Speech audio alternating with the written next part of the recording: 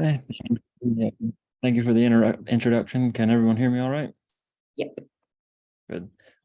All right. Just wanted to say thank you for putting this together. Thank you, Nate, Selu, Solvig, and Jennifer. Yeah, let's get started. Let's see.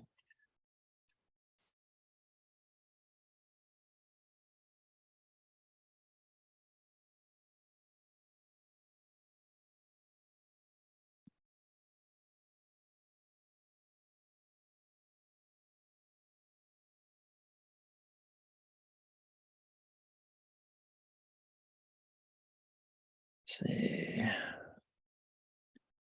Not able to see my screen yet.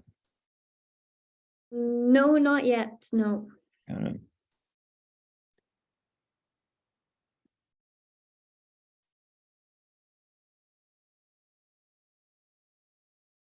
But take your time. We've got time. Apologies. Not so.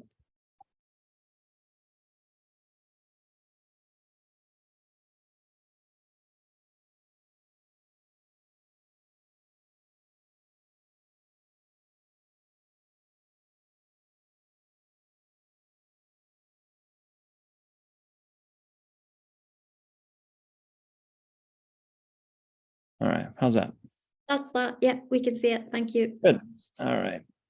So, yeah, we're going to be talking about the magic of Egil Skallagrímsson, which in and of itself is a bit controversial. So we'll get into it. So before we get too far into it, it's worth acknowledging that our understanding of Old Norse magic is almost completely dependent on archaeology. Literary sources are pretty spotty and difficult to trust in a lot of ways. We'll get more into that as we go. A general working definition of magic for the purpose of this would just be the ability to affect change through paranormal power, some sort of agency that passes through maybe a liminal space. Egil himself, it seems that he uses several different forms of what you might term lower level magic. It's not really useful to get too far in the weeds with a lot of the typologies because it's not really clean. Like I can appreciate that we want to categorize things for our own understanding, and that can help. But a lot of incidents either fit in multiple categories or don't fit in any category. So it's fair to say that it doesn't seem that Egil ever participates in Sather activities, anything quite so elite or transgressive, depending. But some of the more broader categories of elite, sorcerer, or village level that Stephen Mitchell uses, I think, are pretty useful for breaking this down. And it seems that Egil is much more of the village level, or if you use some of the other typologies, it's somewhat undefined, but certainly not elite. And to this end, trying to understand Egil's magic, it's absolutely crucial to understand his relationship with Odin. And it's very, very clear that he is a devout worshiper of Odin. But there's more to it than that. So I'm going to try and break down 3 aspects of Egil's life through this worship and try and contextualize the magic with a bit of archaeology, just to get a clearer picture. Before we go too much further, though, we need to understand just how problematic Icelandic sagas are to use as historical sources. And when I say Icelandic sagas, I am referring to the Icelandic Sagas, or the family sagas. Egil saga is one of the most famous, and potentially one of the older ones as far as its composition date. But that in and of itself is problematic because the sagas are of a twinned origin. We have clearly a start of a literary age in Iceland, when these are starting to be written down, but they are still drawing on a lot of oral tradition. And so it's complicated, and they can't be trusted. But at the same time, I don't feel that they should be completely tossed out just because of that lack of complete truth. There are some cultural memories that are very evident, and we have things like skaldic poetry, which a lot of times can be dated to the Viking Age, although that can also be problematic because we do have verses that appear to be later impositions. A quick note: indigenous scholars have pointed out that some of the Western attitude towards oral tradition, oral history, is potentially just a holdover from some colonial thinking, which is worth noting. But I want to make it clear that I don't view the Icelandic sagas as anything indigenous. But it is interesting to think that there is possibly some problems within scholarship in regards to how we define oral history versus oral tradition.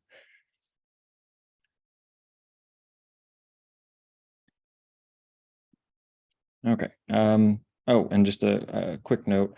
There's a few lovely illustrations like this on my PowerPoint, and these are done by Scarpeden Illustrator on Instagram. They're lovely. He does some really good work, so you should check out his stuff. So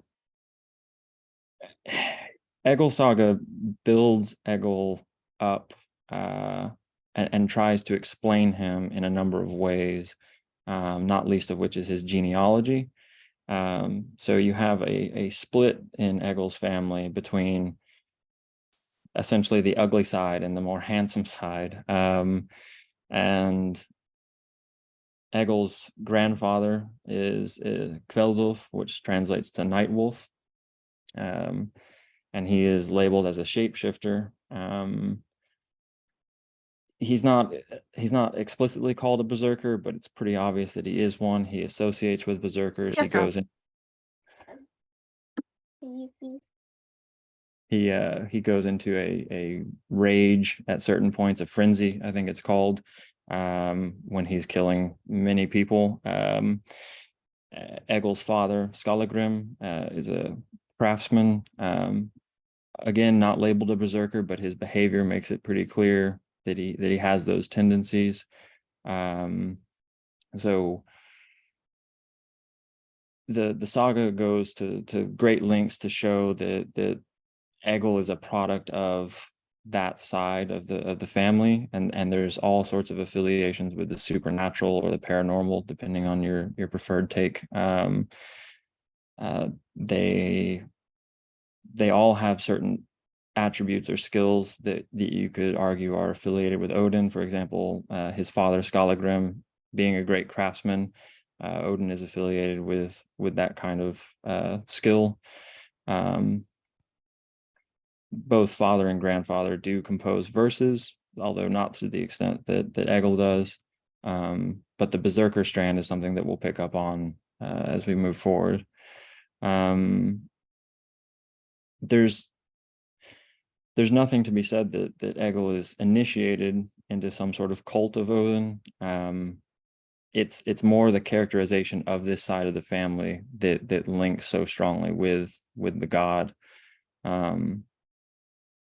And one other aspect of Egil's childhood is that he's fostered by a woman who only has, I think, one line in the saga, Thorgerd Brack, and she's labeled as a sorcerer, skilled in the magic arts, I think is Scudder's translation. And we're not given any other information about that relationship. It's not the only time a sorcerer is affiliated with the family. Skallagrim's friends mother is also called a sorcerer earlier in the saga, but the fact that Egil is raised by this woman for a period of time is significant for trying to explain or understand later adventures that Egil has.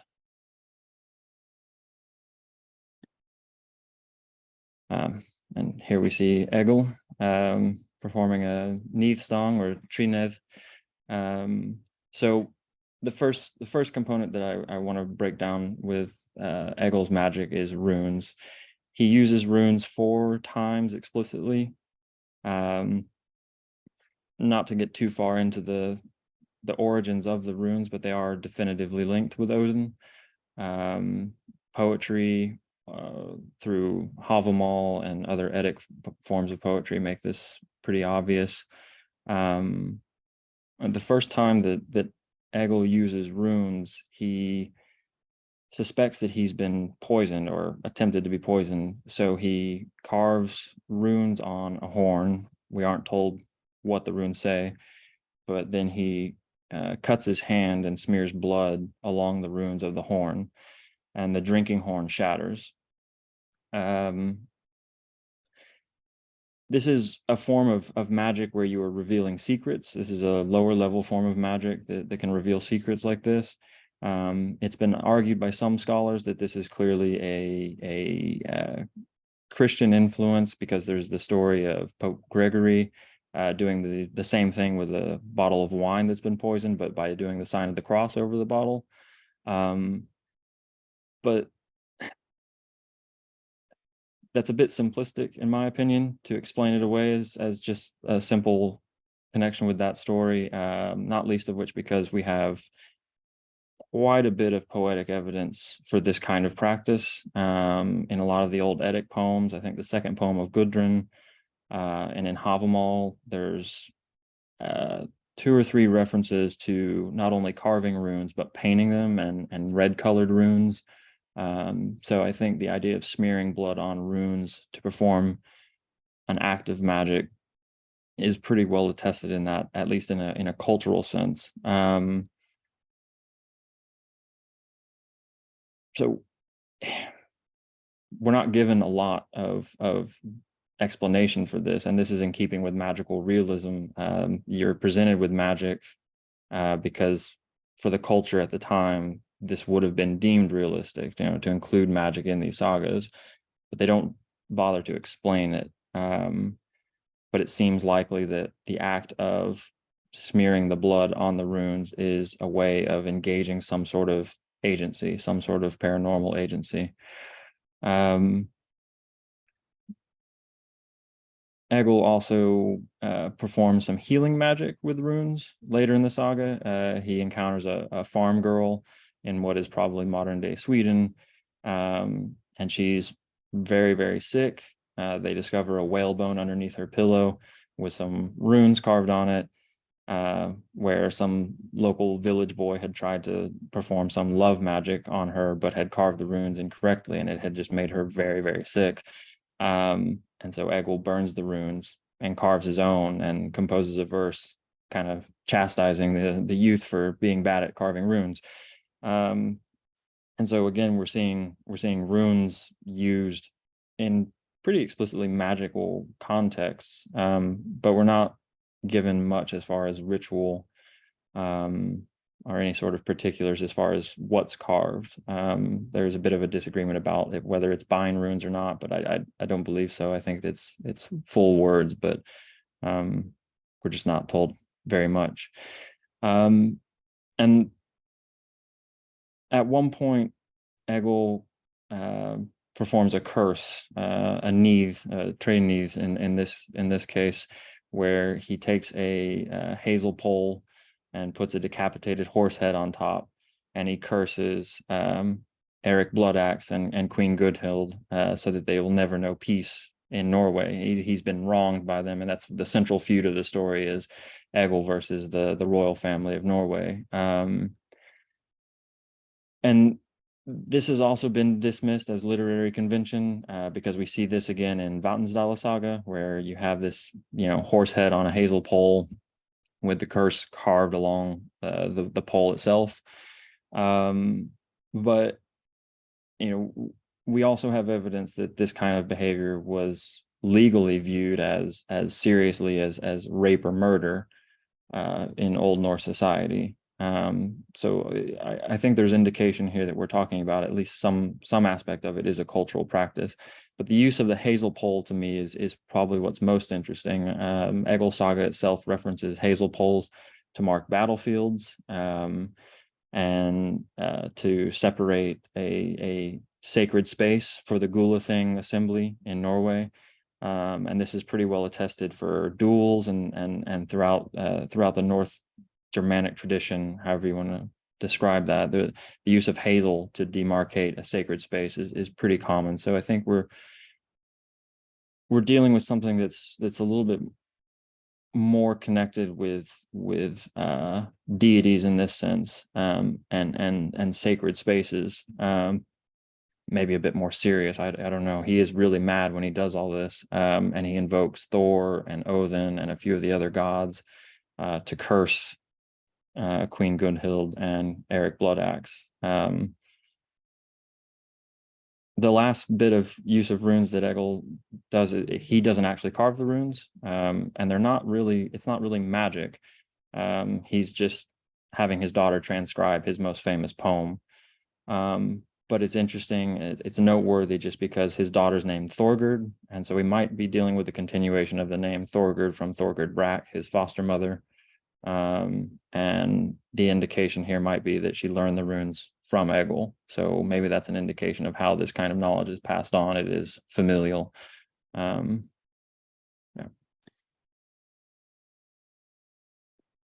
All right.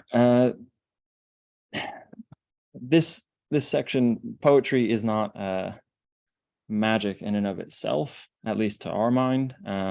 It's a skill, and it's a skill in the Old Norse world as well. Egil acknowledges as such in his verses.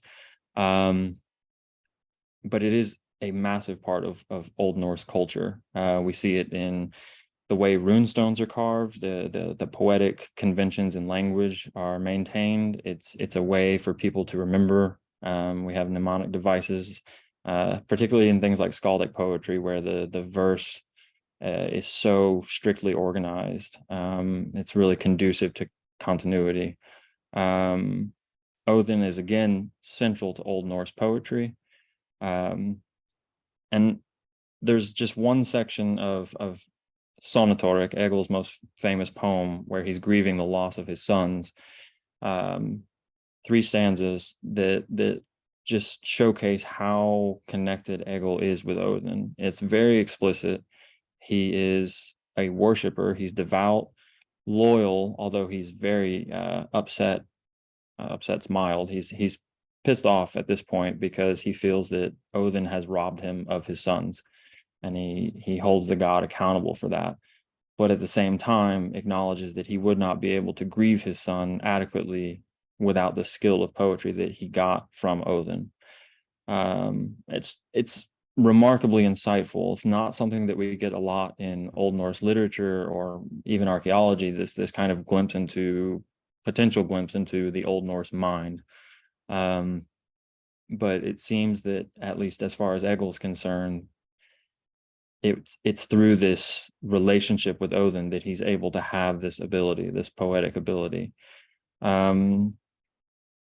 It also mentions that because of this connection, he's able to suss out his enemies, which we don't have much of an explanation for, but the only thing that comes to mind for me in this sense is the earlier incident with the drinking horn, where he suspects something and he's able to foresee it and act on it. But I don't know if it's wisdom in general that is being referenced as far as a gift from Odin in that sense, or if it's something a little bit more magical. But in short, it's pretty straightforward. Egil is heathen, and that word is loaded, but he is non-Christian. There's a moment when he goes to serve King Athelstan in England where he takes the sign of the cross, but that's probably just the cost of doing business in a very Christian realm, to gain access. But it's not really much debate as far as I'm concerned that his religion is decidedly heathen.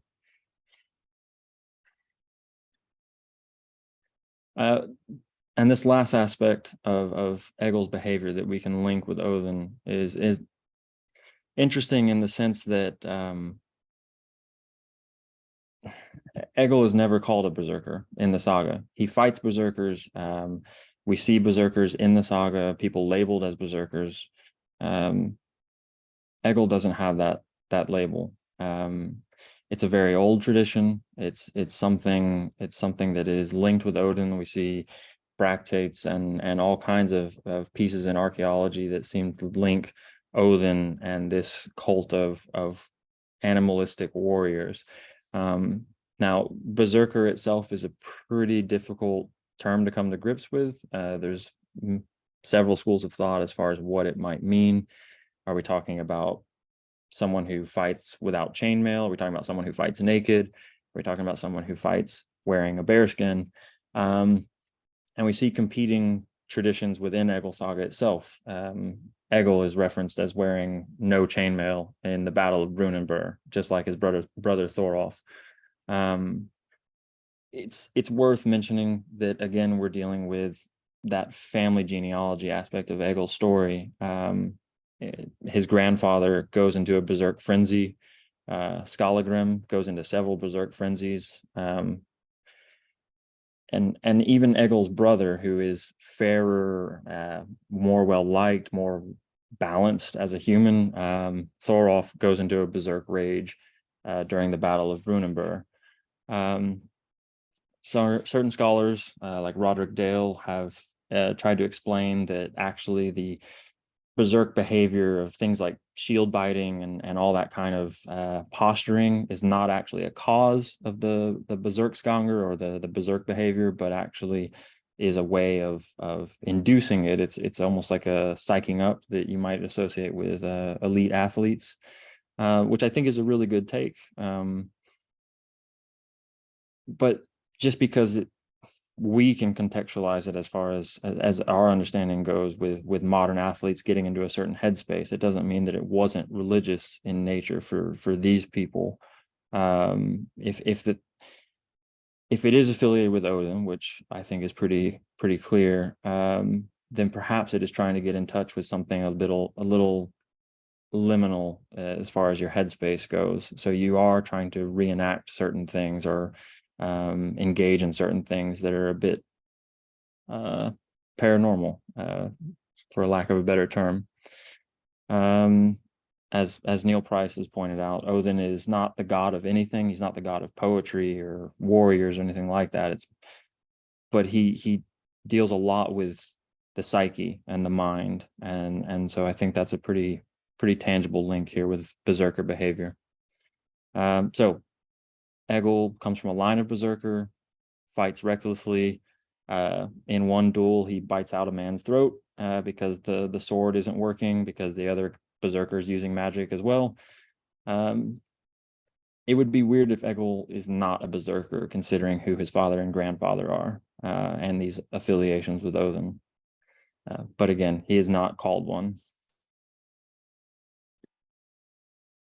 And to wrap up, there's three aspects of Egil that are important for understanding his magic, right? We have the runes, we have his poetry, we have his berserk adjacent behavior, if you want to be more cautious about it. All of it is linked with Odin, and Egil is very clear that it's through Odin that he gets his abilities.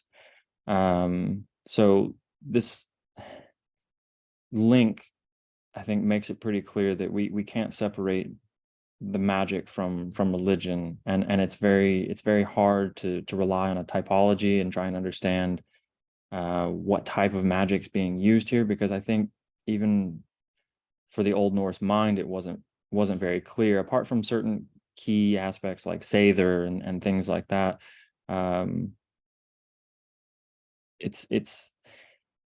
It's been explained away by a few scholars as saying like, oh, Egil is Odin-like, or he engages in Odin-like behavior. I don't think that goes far enough. I think it is Egil's worship of Odin that allows him to tie in with these magical abilities. He's able to pass into some liminal spaces or access some knowledge that would be otherwise forbidden, or secretive at least.